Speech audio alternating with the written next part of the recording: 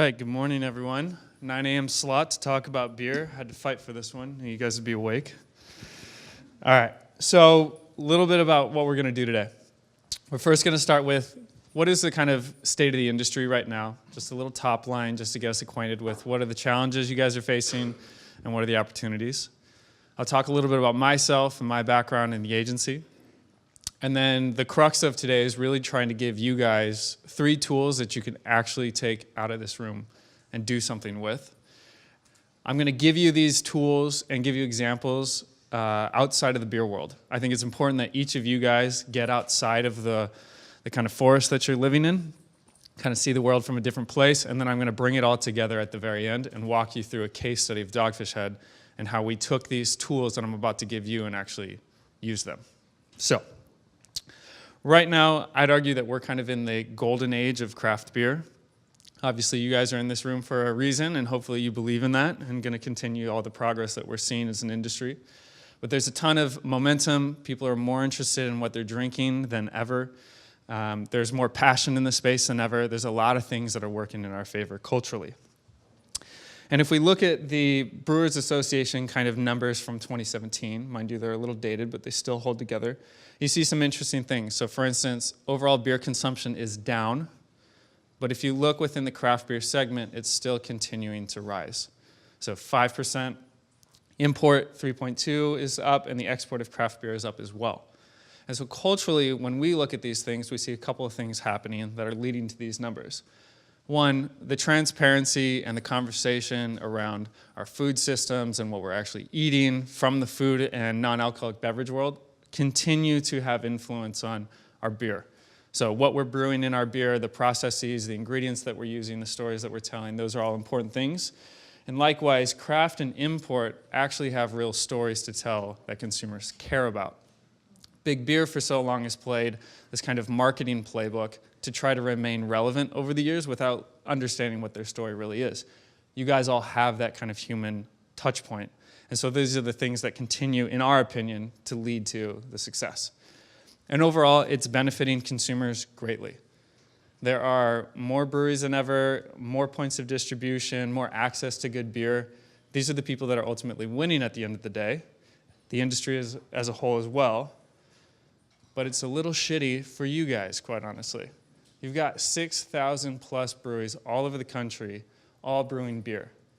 It's more crowded than ever, and yet, you guys have to fight for yourselves on a day-to-day basis. And it looks a lot like this, right? So you guys are getting lost in a sea. Everyone's got these stories. Everyone's trying to talk over one another. And what we've got to do as an industry is figure out how to better define ourselves within the space. This is not a fixed or finite pie. If it were, we'd be fucked. Right? We'd all be trying to steal from one another. What's happening is the pie continues to grow. As that pie continues to grow, as long as we're true to our own identity and figure out what we're doing, we'll be able to capitalize on that. And so maybe 10 years ago, this is what a grocery set would look like. You'd have a little bit of craft beer on the left-hand side, and then you'd have big beer on the right. Well, this is Bob's Market in Santa Monica. I went down there yesterday and took these photos to actually figure out what does the shelf look like. Now, this is a natural, independently owned grocer, not a very big one by any means. And yet you can see just how much option and variety is here. And you guys have to deal with all of that. Then you go somewhere larger. This is Hazel's from Boulder, Colorado. And this is 15 fridges of just craft beer alone. That doesn't include import. That doesn't include big beer. So have fun, right? Like, that is a nightmare. And that's the reality of the situation right now. So I'm going to focus on giving you guys some tools that can help you in this situation, because I think that's the important thing. Because at the end of the day, you guys are all working super hard, and I think this is what we want to feel like. Right, I want to feel like I'm the Houston Astros and they just beat the Boston Red Sox, and I go into the locker room and I put on my American Speedo and I have someone splash beer all over me. That's a pretty damn good feeling. I think we all deserve that. You guys are hard-working entrepreneurs in the space. Let's get you this feeling. So a little bit about myself and the agency. I think confessions are always important to create a real bond in the room, so let's do this. You can probably tell by looking at me, I'm incapable of growing a beard. Hagrid could do it. like, this is fucking magic. I've been working on this for 3 years right now, ladies and gentlemen. This is not a picture of me and my wife, although you guys, I can see how you might mistake that. I don't have a single tattoo on my body, and I don't really have a flannel collection, nor am I in some weird boy band. And as a designer in the craft beer space, you guys are all probably wondering, is this guy even qualified? How is he even checking the boxes here? Like, what is going on? So I want to take a second to talk to you about, like, kind of Interact and what we do and what gives us relevance. So first off, branding agency and packaging design in Boulder, Colorado. Team of 16. I'm fortunate to be kind of standing here in front of you representing them. This is not my team. This is what Getty Images will tell you a team looks like. My HR people were like, yeah, you should do that. And I was like, all right, cool, we'll do that. But we're in Boulder.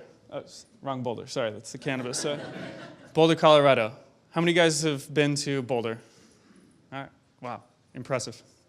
So the remarkable thing about Boulder is it's kind of the epicenter of natural food, bev, and beer. There's a long history of heritage companies in the space doing a lot of great thinking, and as a result, we get to call ourselves a part of this community and benefit from the really smart people in that community. We go to over 14 food and beverage trade shows all over the country, domestically and internationally. And the point of going to these trade shows is understanding what's happening in all of the different trades or industry segments. So what's happening in specialty, natural, organic, club, etc. And so this just continues to inspire us and give us a ton of different data points from food, from bev, to connect and bring in one world and another. Oh, we treat grocery stores and liquor stores like art museums. It's tough to walk through those things without just taking a million photos. But the point being is what we're doing is we're placing ourselves in the consumer's shoes. We're trying to understand what do different retailers have to offer, different consumer experiences, who's stocking what do the retailers as a gatekeeper have to say about trends in the space, what do they want, what are they emphasizing and bringing in, how does that relate back to you guys as entrepreneurs? And then we eat everywhere. So we're going to food trucks, we're going to restaurants, we're going to bars. We're trying to get as close to the passion that is fueling all the innovation and forward momentum. Getting close to you guys is what we try to do on a day-to-day basis, because if we want to understand what the next kale or quinoa or gluten-free beer or non-alcoholic beer or whatever the next innovation is coming, these are the people that are doing it first, and it's a lot of you guys in this room. And then lastly, what we do is we take this huge obsession and all of these different data points, and we help the brands that we partner with to actually make a difference once they're on shelf, because that's the most difficult part right now. And we work in a ton of different crowded categories. And what's happening right now, especially within beer, this is very relevant, is that all of you guys are having a lot of success in your own communities, whether it's a tap room, a pub, brewery, etc. You guys are able to provide an experience that's unparalleled. Not just the liquid, but the people in the space, the environment, what it's like to be there, the things that you host, the community that you create. But once you remove yourself and you're trying to scale your business and grow up, you have to remove yourself from your community and put yourself somewhere else, right? If you have aspirations to be a national craft beer company, suddenly you're a West Coast company on the East Coast, or vice versa, or all these different scenarios start to take place. And you've got to figure out, how do you tell your brand story when you have to remove the people, when you have to remove the storytellers, when you have to remove the environment? How do you take all of that into a really concise piece of branding or packaging? So again, just as a recap, we're obviously dealing with something that's very crowded. There's better beer than ever and at more touch points than ever. And we're starting to sound similar. Everyone's got a story about how they're using the best ingredients or the most interesting hops. Everyone's got this story of, I'm a home brewer turned, professional.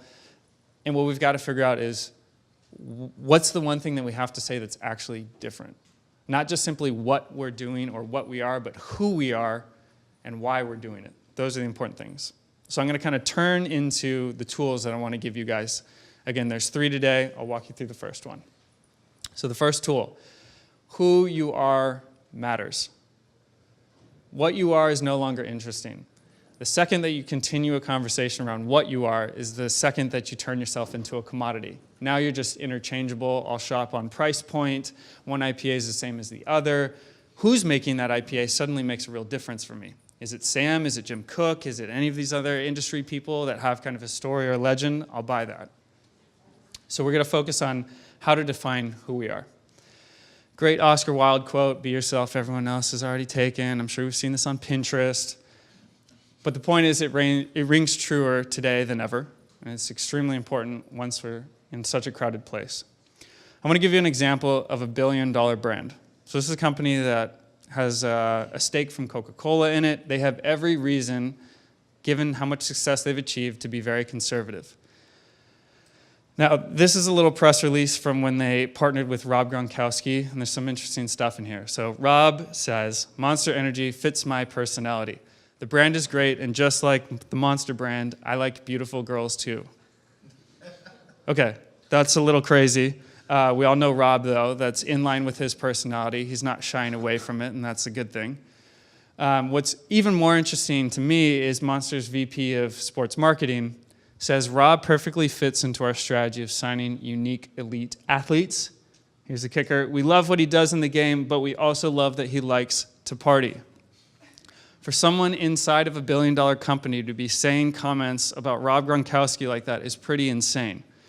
You're talking about a behemoth of a company, a billion-dollar brand, a slow-moving ship, and yet they're willing to be true to themselves and more polarizing than most other billion-dollar companies. If someone at this scale is willing to do that, why the hell aren't you guys saying something that actually matters and resonates? That's what we kind of got to get to. And so there are all of these traits that make us up as people, and the best brands are like people. They have something to say, they're human, and we all have to figure out, well, there's a lot of things that define me. You have to figure out the one thing that's going to define you and let that be the thing that you then carry forward into the world. And I'll relate this back to Dogfish Head in a couple seconds here. I want to show you, though, a couple examples of this defining trait coming out in the beverage non-alc world. Remember, I want to pull you guys out of beer for a second. So, lemonade, nothing innovative. It's water, it's lemons, it's sugar. There's no function. It's like not on trend whatsoever. And yet Huber's, over the last decade, has been able to carve out space in this category because they simply had a personality. They're not selling you Americana. They're not selling you a lemonade stand. They're not selling you lemons. It's not this commodity-driven thing. It's all about kind of the tongue-in-cheek personality that the brand brings to the table that gave consumers a reason to start drinking lemonade again. When it comes to coconut water, you're looking at a very new but also stable category. So you have Vita Coco at the top, Zico number 2, ONE, which is owned by Pepsi as well, same with Zico, as kind of the three main brands, and these guys want to get into the space. So what do? They focus on a story that isn't coconut-oriented because that's a commodity-driven conversation. They care about the environment, they care about people, they care about fair trade and certain other things. So how do they take those aspects and put it into the brand? Well, for instance, they have these hands that kind of hold the coconut. They have Harmless Harvest as a brand name. They certainly show that they care more about their product than anyone else, and caring the most is a pretty good attribute to have in a space that's filled with just, it's going to taste like the tropics. Do you want to get away? It's a boring conversation. And then lastly, Svelte. So you're talking about a protein drink space that's highly masculine, overtly about how much strength do you have, how much power can you derive from this. And this brand understands who it's for and who it's talking to is a female demographic. Pretty interesting stuff, bold step. And not only do they know their audience, but they know how to talk to them too. On the packaging it says, looking good and hello beautiful. I hope we're all saying this to ourselves in the mirror every morning. But they're literally talking to their consumer at shelf. They're using a positive, kind of optimistic angle in a category that's just fueled by roids and rage. I don't know. It's kind of crazy. Okay. Tool number 2. So once you've established who you are, you need to figure out how to now challenge. So challenge the category and not the consumer. And this is a very important kind of distinction here. Anyone can be different for different sake. And I think there's a lot of that going on in the beer world right now. We're all trying to out-hop one another or have crazier illustrations or just be more off the wall, and it's just leading to this room full of clowns. We've got to figure out strategically, why is the way that I'm showing up differently actually matter to the consumer? That's the person that we care about. So popcorn. Does anyone in this room not know what popcorn looks like? It's like being told how to put a seatbelt on Southwest. It's like, I'm good, thank you. The point being, everyone on this screen right now is just showing off what popcorn looks like. They're just selling a commodity. They're just selling what they are. So you have a brand like Angie's come in, boom, chicka pop. There's not a single piece of popcorn on this packaging.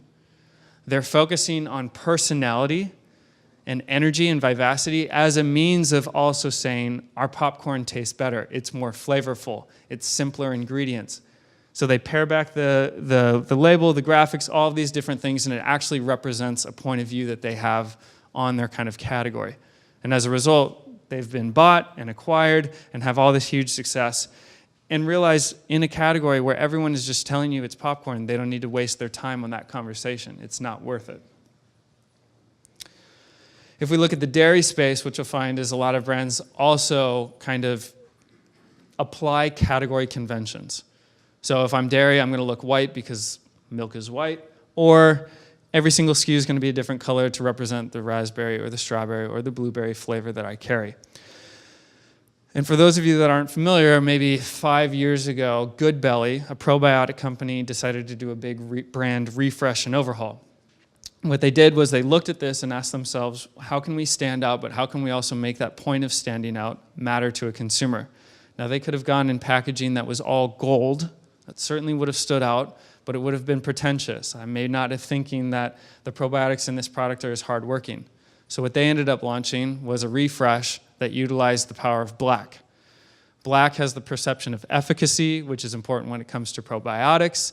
It also is a great visual device that cuts through all of that clutter and allows the product attributes to kind of pop forward. And as a result, they've seen a ton of success. Tool number 3. People don't read, they recognize, and I'll prove it to you. Everyone in this room just made a conscious decision to read this word. Whether it's a billboard we drive by or this agenda and you have no idea who's up next speaking because you didn't read it, and that's totally fine. You're not expected to read everything that you see. It would be a long day.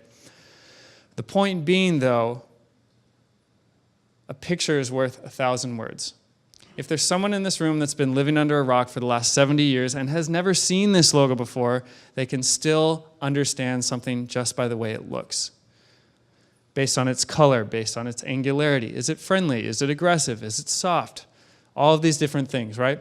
And yet showing you the word Batman conjures up maybe some thoughts, but this certainly brings a whole other host. You can't choose to not recognize something. And that's a confusing statement, but let it sink in. You can't choose to not recognize that, but you can choose not to read that. That's a really interesting and powerful thing. And the best brands in the world have understood the power of recognition. And imagery is one of the biggest components of recognition. Color is also another important power of recognition. So, does anyone know what these brands are? UPS, Tiffany. Damn, you're so good. Buying you a beer later. I didn't even have to tell you the brand name or any other attribute. I just had to show you a color and for some help what category it's in. How did we do that? It's people recognize on the daily. And the best brands in the world understand that power. This is Budweiser, but it doesn't say Budweiser anywhere. It says America. How the hell did they do that? How did everyone in this room recognize that that's Budweiser? The point is that brand has put so much emphasis on consistency and recognition over quite a long time that they realized it provided them a ton of flexibility in the brand. That they could actually remove their brand name and put something else and now accrue even more benefit and kind of perception, positive perception. If we can all get to this point in this room at some point in our careers, we've done something right. So let's put it together. I'm going to walk you through a little case study of Dogfish Head. So remember, we have to understand who we are and why that matters.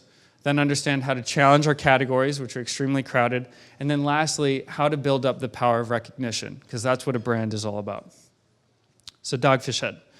For those of you that aren't familiar, Dogfish Head was founded in Delaware by Sam Calagione over 20 plus years ago. They are one of the, I believe, the 10th largest independent craft brewery in the country, and they have some really phenomenal stories. Now, when we started working with them 3 years ago, it was the first time they'd ever worked with a branding agency before. They had an internal creative team that had been doing everything, and if any of you know Sam, you know he's the Steve Jobs of beer minus the asshole part. The guy's an incredible storyteller and marketer. But he'd been doing a lot of things himself, and this is what his portfolio started to look like. Mind you, I didn't even throw this into a shelf set because I didn't want you to lose it. So here you have the brand, the logos, different sizes and placements. He painted this one himself. This is Burton Baton. It says Dogfish Head in type here. Everyone can read that, right? Midas Touch doesn't even have Dogfish Head written out, let alone the Shark or Shield logo on it. He started to do all of these things over time because he's really interested in telling stories and focused on the beer, not on how the brand actually showed up in the world. And so what we needed to do was better understand who is Dogfish Head today. I believe that they have always known who they are. From day one, Sam has always believed in off-centered ales for off-centered people. Off-centeredness is a very important part of this brand, but what they've done over the years is use it as a crutch or an excuse to do crazy shit and not use it as the North Star. So we wanted to go through this incredible library of all of these assets and help them understand this is how you put everything back together again. So it was our job to then go out to Delaware and do a 3-day immersion and eat nothing but bratwurst and drink nothing but beer and meet with all of the interesting people that they have. Everyone from Sam and his wife and their executive team, all the way down to the innkeeper and the people on the actual brewery floor, drinking the Kool-Aid or beer to better understand what does this brand actually mean in this specific place and how do we export that. We then go out and do a bunch of category audits. So we have to understand the competition. So here's our list of like the top 50 independent breweries all over the country, pull all of their portfolios, go to shelf shots, do all of these things, understand that better than anyone else. And then we did a bunch of online diary work with consumers. So we're going out, we're talking to people, hardcore loyalists, people that are familiar with the craft beer space, people that are just coming into legal drinking age. What are their thoughts on Dogfish Head? What are their thoughts on craft beer?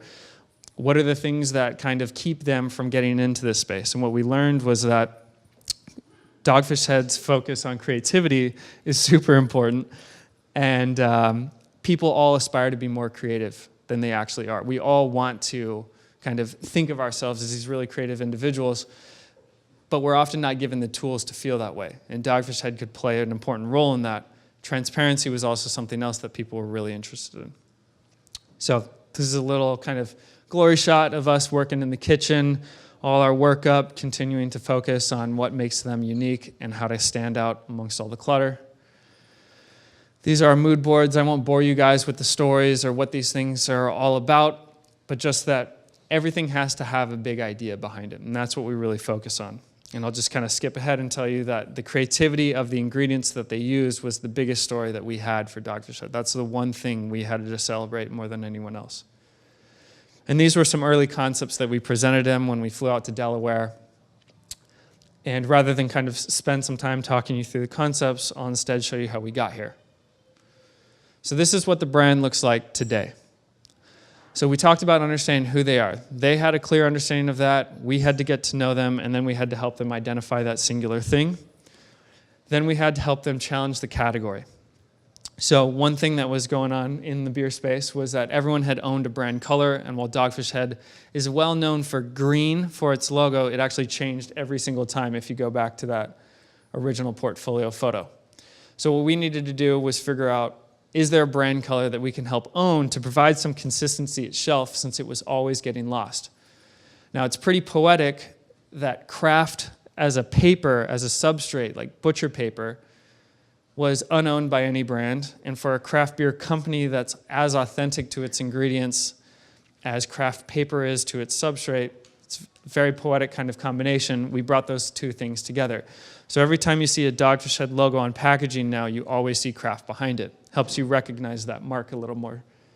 The second thing we did was focus on storytelling elements. So every time I grab a 6-pack, I have a literal handful of ingredients now, as that cascades down from the top down at the bottom. Nice little metaphorical idea.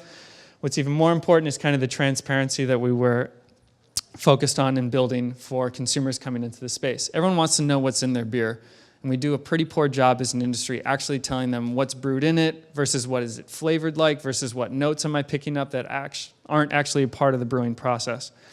And so what we did, and here you can see just a little lineup of how consistent all of the craft is, and another lineup. We focused on illustrating the ingredients that go into every beer along with a storytelling element. You don't get to off-centeredness just by telling the truth. Off-centeredness comes with a quirky little story, and every single beer that Sam makes has that. And so when we look at the beer portfolio, we look at the narrative that we were creating so that someone can read this on the side panel and go, okay, this is exactly what's in it, and visually I can begin to recognize some of the elements if I don't want to read.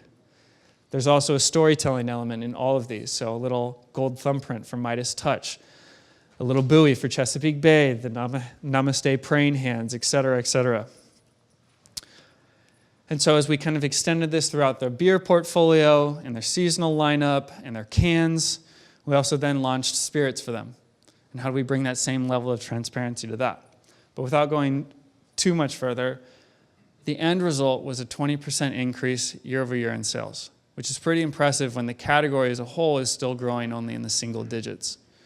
So what we tried to do was, again, take those 3 tools that I just gave you all and actualize them inside of this brand. Sorry, hitting puberty. And so these are now your tools. They're not my tools. These are meant for you guys to actually use as a lens when you're viewing your world. So who you are matters. Understanding that is fundamental to your success. Then your ability to look at the category and ask yourself, how can I challenge all of this? And then lastly, what are you doing to build up recognition in your brand? Is it color? Is it imagery? Is it tone of voice? Is it, there's a number of ways to do that. But recognition ultimately is what leads to value in a brand. So with that said, go out there and crush it.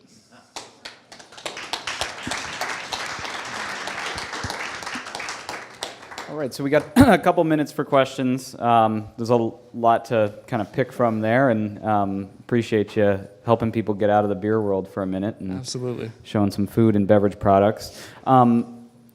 The one thing that really stuck out to me is, sort of the refresh process that you went through on the Dogfish packages. They have a lot of stuff to trade off of. All their years in the business, there was a lot to pick from. If you're a newer company and you don't have that established history, where do you start? Yeah, Dogfish Head clearly has an embarrassment of riches when it comes to what did we want to use, what did we not want to use. At the end of the day, I think the most important thing any young brand can do is just be consistent with the few assets you have. You're going to need a logo of some sort. You're going to have to pick some typefaces. You're going to have to pick a color palette. Those 3 things can take you extremely far. You don't have to have all of the bells and whistles and all of the crazy assets. You'll attain those over time, but to start, you need to give people something to recognize, especially as you try to grow outside of your community.